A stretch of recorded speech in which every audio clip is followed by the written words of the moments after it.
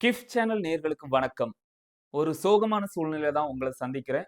கண்டிப்பா உங்க எல்லாருக்குமே தெரிஞ்சிருக்கும். இயற்கை தாயின் இதயமான கேரளத்திற்கு ஏற்பட்டிருக்கும் அகோரம்.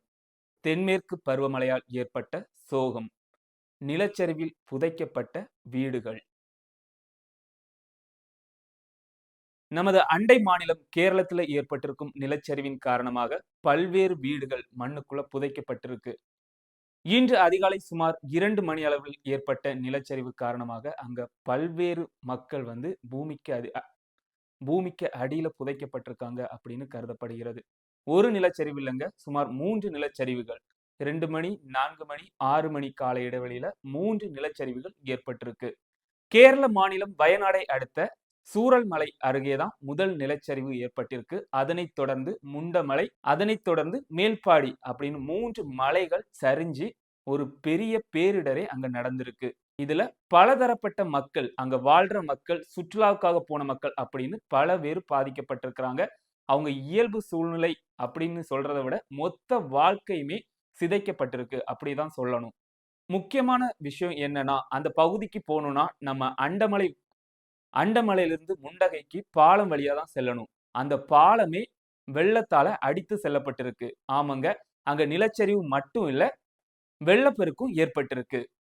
அந்த வெள்ளப்பெருக்கின் காரணமாக அந்த பகுதியே ஸ்தம்பிச்சு போயிருக்கு.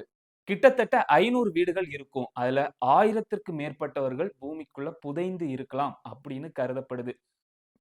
இந்த 1000த்திற்கும் மேலான மக்கள் உயிரோடு இருக்கிறாங்களா? இல்ல இறந்த நிலையில இருக்கிறாங்களா? அப்படின்னு தெரியல.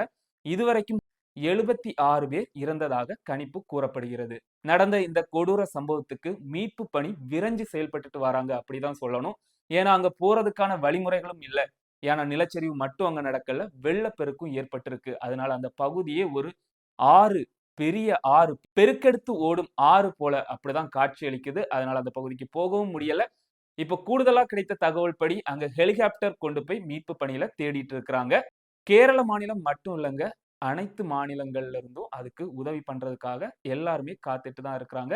குறிப்பா சொல்லணும்னா, நம்முடைய தமிழக முதல்வரும் ரூ. 5,00,00,000 நிவாரண பணிக்காக ஒதுக்கி இருக்கிறாங்க.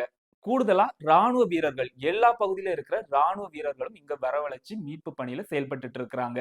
இந்த பேரிடர்னால வயநாடு மட்டும் இல்லங்க, கேரள மாநிலமே ஸ்தம்பிச்சு போய் தான் இருக்கு. ஏன்னா, கேரள மாநிலத்தில அனைத்து நிகழ்ச்சிகளும் ரத்து செஞ்சிருக்கிறாங்க. குறிப்பா ரயில் சேவை கூட அங்க சரியா நடைபெறல. அதையுமே நிறுத்தி தான் வச்சிருக்கிறாங்க. ஏற்கனவே கேரள மாநிலத்தில நோய் தொற்று ஏற்பட்டு மக்கள வாட்டி வதச்சிட்டு இருந்த நேரத்தில, இந்த பேரிடர் வேற நிகழ்ந்திருக்கு. இது மக்கள இன்னும் சோகத்தில தான் ஆழ்த்தி இருக்கு. கேரள மாநிலம் அப்படின்னு சொன்னாலே எல்லாரும் சொல்றது காட்ஸ் ஓன் கண்ட்ரி. அந்த அளவுக்கு அழகு அங்க கொட்டி கிடக்கும். கண்ணுக்கு அவ்வளவு பிரமிப்பான காட்சிகள் கொடுக்கும். அந்த வகையில கண்ணுக்கு இனிமை கொடுத்து, மனதுக்கு குளுமை கொடுக்கிற ஆதிரப்பள்ளி அருவி இப்ப அகோரமா கொட்டிட்டு இருக்கு அப்படின்னு சொல்றாங்க. சுமார் சுற்றுலாவுக்காக எல்லோரும் செல்ற அந்த ஆதிரப்பள்ளி இப்ப பார்க்கிறதுக்கே ஆக்ரோஷமா காட்சி அளிக்குது.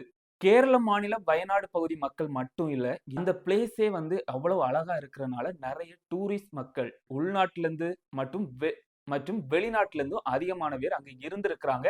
ஆனா அவங்க எண்ணிக்கை எவ்வளவு அப்படின்னு இன்னுமே தெரியல. நாம வாழ்ற இந்த வாழ்க்கையில எப்போ என்ன நடக்கும் அப்படின்னு தெரியவே செய்யாது. நடக்கிற செயல்கள் எல்லாம் பார்க்கும்போது, இதுதான் நம்மளோட இறுதி கட்டமா அப்படின்னு கூட தெரியல. அதனால நம்மளால இப்ப பண்ண முடிஞ்ச ஒரே ஒரு விஷயம், மதங்களை தாண்டி மனிதத்துக்காக வேண்டுதல் மட்டும் தான். நம்மளுடைய பிரார்த்தனைகள கடவுள்ட வைப்போம். கேரள மக்களுக்காக வேண்டிக் கொள்வோம். நன்றி.